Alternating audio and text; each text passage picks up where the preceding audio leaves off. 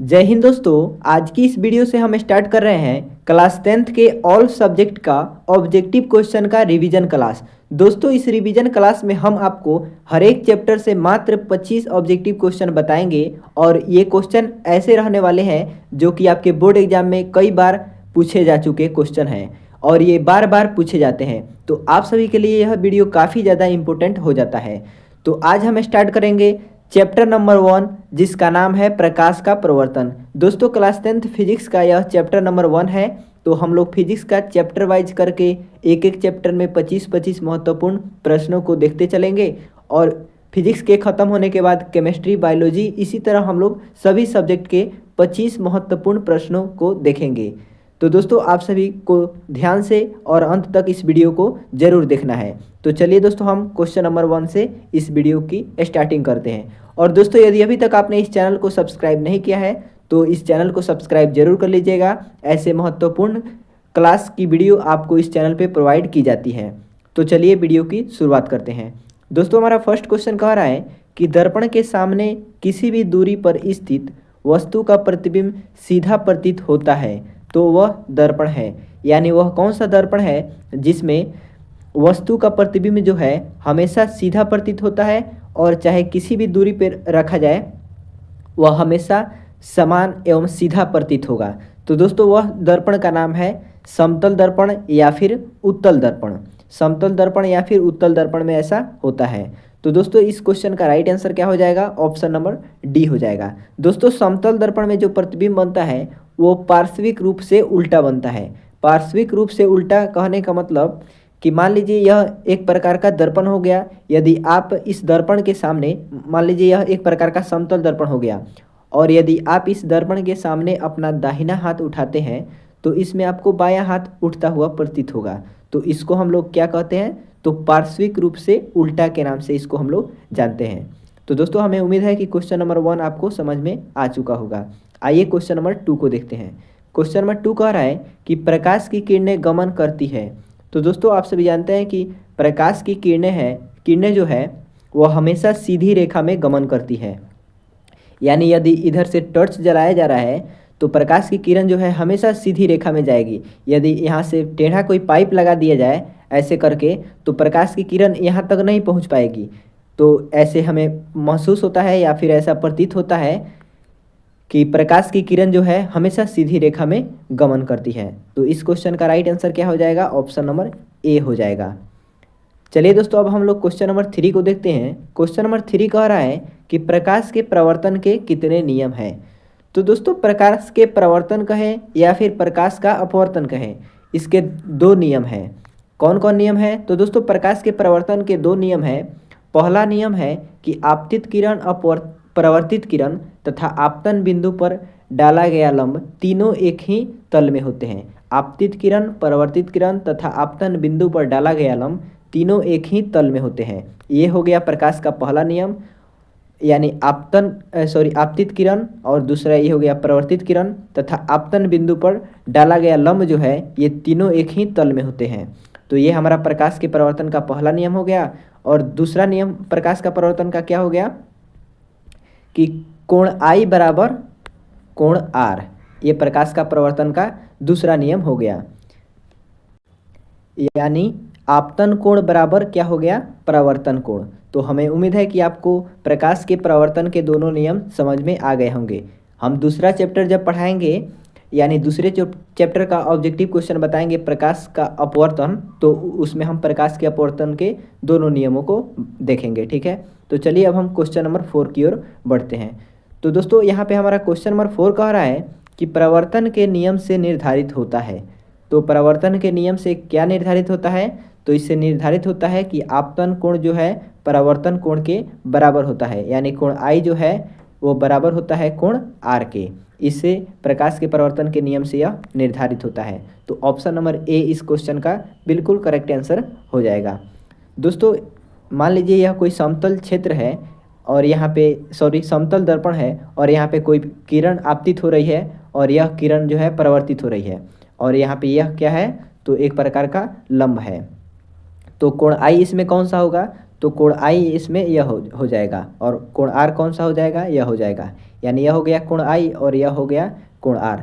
तो कोण आई जो है यानी यदि कोण आई का मान यदि 30 डिग्री दिया गया है और आपसे कोण आर का मान पूछा जा रहा है तो यह भी 30 डिग्री ही होगा। आपसे यह भी न्यूमेरिकल में क्वेश्चन पूछा जाता है, तो आप लोग ध्यान से ज़रूर देख लीजिएगा। चलिए अब हम क्वेश्चन नंबर 5 की ओर बढ़ते हैं। दोस्तों क्वेश्चन नंबर 5 कह रहा है हमारा कि प्रकाश तरंग का उदाहरण है, यानी प्रकाश जो है यह किस प्रकार का तरंग है। तो दोस्तों प्रकाश जो है यह विद्युत चुम्बकीय तरंग है। तो ऑप्शन नंबर बी जो है इसका बिल्कुल करेक्ट आंसर हो जाएगा। प्रकाश कैसा तरंग है, तो प्रकाश जो है एक प्रकार का विद्युत चुम्बकीय तरंग है। तो ऑप्शन बी इसका करेक्ट आंसर हो जाएगा। दोस्तों आइए अब हम लोग क्वेश्चन नंबर 6 को देखते हैं। क्वेश्चन नंबर 6 कह रहा है कि समतल दर्पण द्वारा बना प्रतिबिंब होता है। तो दोस्तों समतल दर्पण द्वारा जो प्रतिबिंब बनता है वह हमेशा काल्पनिक प्रतिबिंब बनता है, काल्पनिक बनता है और सीधा प्रतिबिंब बनता है। तो इस क्वेश्चन का राइट आंसर क्या हो जाएगा, ऑप्शन नंबर बी हो जाएगा। समतल दर्पण द्वारा बना प्रतिबिंब हमेशा काल्पनिक होता है। आइए दोस्तों क्वेश्चन नंबर 7 देखते हैं। 7 नंबर क्वेश्चन कह रहा है कि एक अभिसारी किरण पुंज समतल दर्पण पर आपतित होती है, परावर्तित किरण पुंज होगा। तो दोस्तों कोई भी यदि किरण है यदि समतल दर्पण पे वह आपतित होती है तो परावर्तित वही किरण होगी। आपके मॉडल पेपर में यदि आप मॉडल पेपर का वीडियो नहीं देखे हैं तो उसको जाकर जरूर देख लीजिएगा। उसमें एक क्वेश्चन दिया गया है कि मान लीजिए यदि कोई किरण ए समतल दर्पण पर आपतित हो रही है तो परावर्तित किरण कौन सी होगी। तो दोस्तों यदि कोई भी किरण आपतित हो रही है यानी जो किरण आपतित हो रही है समतल दर्पण पे वही किरण आपका परावर्तित भी होगी। तो इस क्वेश्चन का राइट आंसर क्या हो जाएगा, यहाँ पे अभिसारी क्या है कि अभिसारी किरण पुंज आपतित हो रही है तो परावर्तित भी कौन सी किरण पुंज होगी, तो अभिसारी ही होगी। तो ऑप्शन नंबर बी इसका राइट आंसर हो जाएगा। आइए दोस्तों अब हम क्वेश्चन नंबर 8 को देखते हैं। क्वेश्चन नंबर 8 कह रहा है कि समतल दर्पण द्वारा बना प्रतिबिंब होता है। तो दोस्तों समतल दर्पण जो है इससे बना प्रतिबिंब कैसा होता है, तो काल्पनिक होता है। अगला क्वेश्चन हमारा कह रहा है कि किसी समतल दर्पण द्वारा आवर्धन का मान होता है। तो दोस्तों आवर्धन का मान जो होता है समतल दर्पण द्वारा +1 होता है। तो ऑप्शन नंबर ए इसका राइट आंसर हो जाएगा। क्वेश्चन नंबर 9 का आवर्धन का मान कितना होता है, तो +1 होता है समतल दर्पण में। अगला हमारा क्वेश्चन नंबर 10 कह रहा है कि समतल दर्पण की फोकस दूरी होती है। तो दोस्तों यह जो समतल दर्पण होती है इसकी फोकस दूरी जो है यानी यह ऐसी रेखा में होती है कि इसकी फोकस दूरी क्या होती है, अनंत होती है। तो ऑप्शन नंबर ए इसका राइट आंसर हो जाएगा क्वेश्चन नंबर 10 का। आइए हम लोग क्वेश्चन नंबर 11 देखते हैं। अवतल दर्पण के सामने वस्तु को कहाँ रखा जाए ताकि प्रतिबिंब उल्टा, वास्तविक और समान आकार का बने। दोस्तों एक हम ट्रिक बताए हैं आपको बड़ी वाली वीडियो में, उसमें जाकर आप जरूर देखिएगा। चैप्टर नंबर 1 के फिजिक्स के वीडियो को आप लोग इसमें देखेंगे तो एक ट्रिक बताया गया है जिससे आप लोगों को आसानी से याद हो जाएगा कि वस्तु को कहाँ रखेंगे तो प्रतिबिंब कहाँ बनेगा। यानी फोकस पर रखेंगे तो प्रतिबिंब कहाँ बनेगा, तो यह कहाँ बनता है, तो अनंत पर बनता है। तो आप लोग इसको आसानी से याद कर पाइएगा कि फोकस पर रखिएगा तो प्रतिबिंब कहाँ बनेगा, सेंटर पर रखिएगा तो कहाँ बनेगा, वक्रता केंद्र सेंटर हो गया, उसके बाद फोकस और सेंटर के बीच रखिएगा तो कहाँ प्रतिबिंब बनेगा। इन सभी को हम उसमें बताए हैं डिटेल में और एक ट्रिक भी बताए हैं, तो आप लोग उन वीडियो को जाकर जरूर देख लीजिएगा। तो दोस्तों इसका राइट आंसर हो जाएगा वक्रता केंद्र पर। ऑप्शन नंबर सी इसका राइट आंसर हो जाएगा।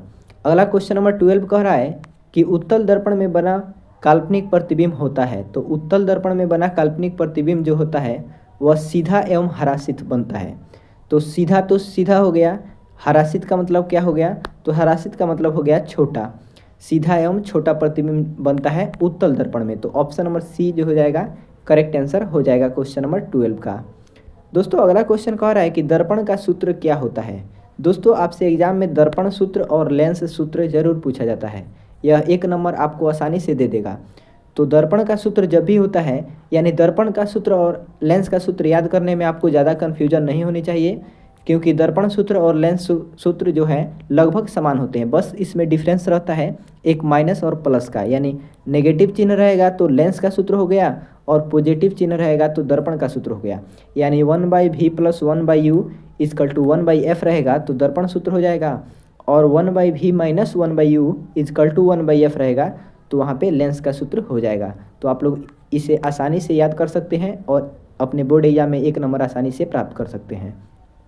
अगला क्वेश्चन है, दाढ़ी बनाने के लिए कौन सा दर्पण उपयुक्त है? तो इसके लिए अवतल दर्पण उपयुक्त है, क्योंकि अवतल दर्पण में बना जो प्रतिबिंब होता है वह हमेशा बड़ा होता है, तो इसलिए दाढ़ी बनाने के लिए अवतल दर्पण का उपयोग किया जाता है।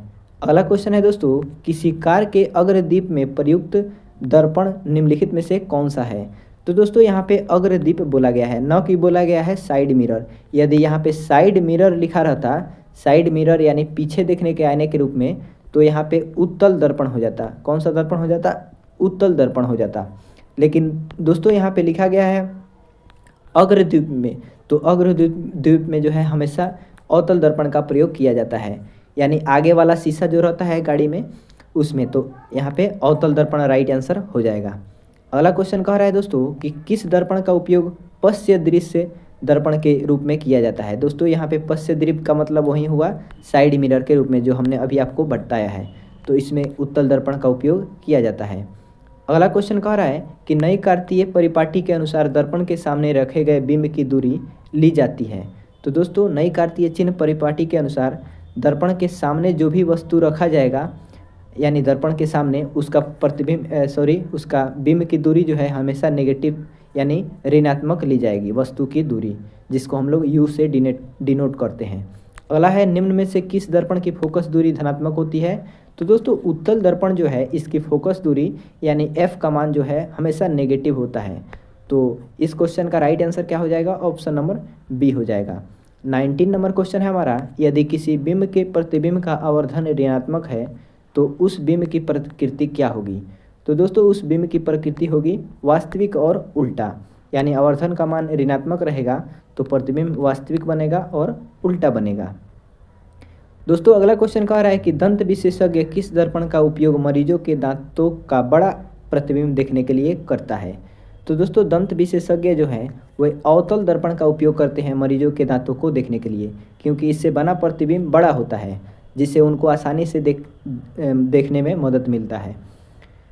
अगला क्वेश्चन कह रहा है कि एक प्रयोग में अवतल दर्पण द्वारा किसी बिंब का प्रतिबिंब एक पर्दे पर प्राप्त किया जाता है। दर्पण की फोकस दूरी को निर्धारित करने के लिए प्रयोगकर्ता को मापने की ज़रूरत है। क्या मापने की ज़रूरत है? तो दर्पण तथा पर्दा के बीच की दूरी और दर्पण तथा बिंब के बीच की दूरी, यानी ऑप्शन ए और बी करेक्ट आंसर हो जाएगा क्वेश्चन नंबर यानी option number C correct answer हो जाएगा क्वेश्चन नंबर 21 का। ए और बी दोनों सही है, तो यहाँ पे सी ऑप्शन करेक्ट हो जाएगा। अगला क्वेश्चन कह रहा है कि गोलीय दर्पण परावर्तक पृष्ठ की वृत्ताकार सीमा रेखा का व्यास क्या कहलाता है? तो गोलीय दर्पण का द्वारक के नाम से जाना जाता है। नेक्स्ट क्वेश्चन कह रहा है दोस्तों कि निम्नलिखित में से कौन उत्तल दर्पण की फोकस दूरी जिसकी वक्रता त्रिज्या 32 सेमी है? तो दोस्तों कह रहा है कौन उत्तल दर्पण की फोकस दूरी है जिसकी वक्रता त्रिज्या यानी आर का मान जो है 32 सेमी है, यानी इनमें से कौन होगा? तो आप लोग जानते हैं कि एफ इजकल टू क्या होता है? r/2 होता है। तो r का मान हम लोगों को दिया गया है कितना? तो 32 सेंटीमीटर दिया गया है, और 2 यहाँ पे रख देंगे तो 2 से काटेंगे, यह क्या हो जाएगा? 16 मर्त में कट जाएगा, तो यहाँ पे 16 सेमी हो जाएगा।